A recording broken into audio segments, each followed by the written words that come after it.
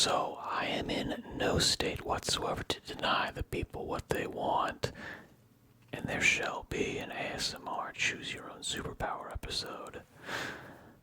To get started, we must give ourselves some random superpowers. Let's see.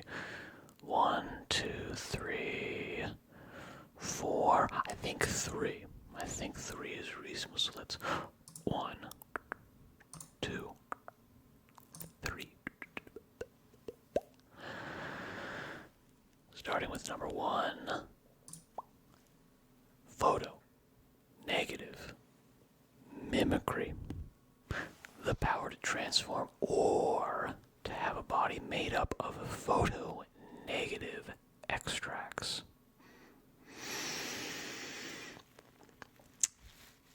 Weakness. Number 2, summoning mimicry. The power to replicate the abilities and or appearance of summons. Potentially good, but there is a catch. Number 3, dandruff manipulation. The power to manipulate dandruff of oneself and or others. First impressions. This dandruff manipulation, pronounced correctly, probably the best. Even though it is the dumbest, the most, memey and ridiculous. But let's start with number 1. Start at the start. Very good place to begin. The power to transform or have a body made up of photo-negative extracts. They use the example of Mr. Negative, who has a number of ill-defined, ridiculous powers that don't really make sense, and I'll be totally honest, I think as a character is ridiculous and tends to be overrepresented in the superpower wiki, like by a huge amount. I've seen him pop up in an enormous amount of things that just don't make sense. Alright, but anyway.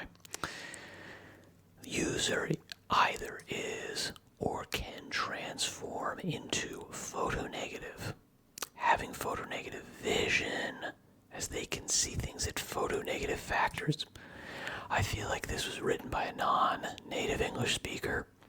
Nothing against non-native English speakers, but generally speaking, they're not the people to write dictionary entries. The applications are confusion inducement by touch, I guess, and negative vision. I guess it would be confusing if somehow you were able to give someone photo-negative view of the world. They would be confused. Okay, sure. To be honest, this to me seems like a non-power.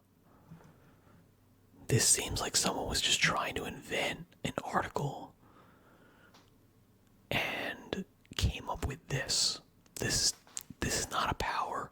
If I'm going to be totally honest, I think we can strike this from the list immediately. No one would choose this. I certainly wouldn't choose this. So you know what, get rid of it. It's gone. Summoning mimicry. Replicate the abilities and or appearance of summons. Very powerful. Super powerful. You get all the powers of all of your summons. The limiting factor here is, do you have any summons? Do you have any summons? No, you don't. You do not. I don't. Do you? No, you don't. So you have no powers. You have no powers. I have no powers. If you choose this power, you are powerless. Unless somehow you were able to get summoning abilities, which, in the world as it exists right now, doesn't exist. Okay? Magic's not a thing. You're the first person with magic, so you have summoning mimicry. Okay, that's great. You have no powers. You're powerless. Maybe,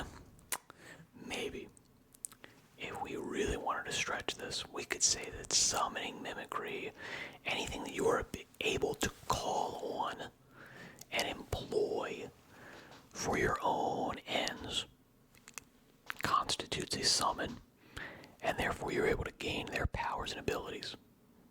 Okay, so hey, look, I'm gonna call a band of CIA subcontractors, mercenaries, and therefore they're my summons, and I can gain their abilities. I have an army of lawyers.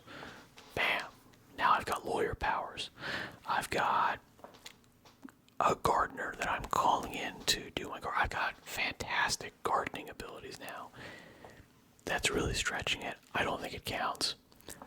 But if you were able to determine beforehand that these entities would count as summons, perhaps,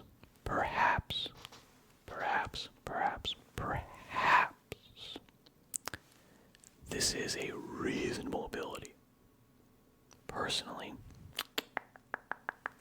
I don't think so. Personally, again, this is for me, this is a non-entity. Very powerful if you exist in a world unlike our own, wherein which you already have summons. But if you already have summons, you've chosen a different power. So, I kind of have to discount this one entirely, which means that the only power you can choose out of those three is dandruff manipulation. Dandruff exists. I might have dandruff, I don't know, I guess. Sure, right? Okay, I've got some dry skin, maybe. So there's potentially some dandruff. And if I've got some dandruff, well then guess what? I can multiply that dandruff with my dandruff manipulation. And then I can change that dandruff into some other form. I can make a knife made out of dandruff, and I'm packing it in super tight such that the dandruff molecules are aligned in perfect carbon fiber silicate weaves, which means that I can slice through anything as a monomolecular wire made of dandruff and just slice and dice anything effortlessly. That's just one example. It's an actual potential power you would have if you were to choose dandruff manipulation. It is, on the face of it, the jokiest of all the powers that we have been randomly assigned here, but it is also unquestionably the most powerful. Because the other two powers are essentially non-powers. This is your only choice, and you know what? It's not a bad one. It's really not a bad one. If you were given this power, if I were given this power, I would probably make sure that I have the driest scalp known to man, because I would always want to have a supply of dandruff. You know, if stuff pops off, I want to know that I've got an ability to pop off myself and fire away with some dandruff bullets. Conjure some dandruff shields. And I suppose, again, look at this. Capabilities here are the complete control over the dandruff of oneself and or others. Alter, produce, manipulate it freely. Again, that gives you such super duper unbelievable range and flexibility, as with essentially all manipulation abilities. actually allows you to create dandruff that is not, that doesn't obey the laws of physics of normal dandruff. We can have dandruff that, complete control over dandruff. I'm going to make impenetrable dandruff.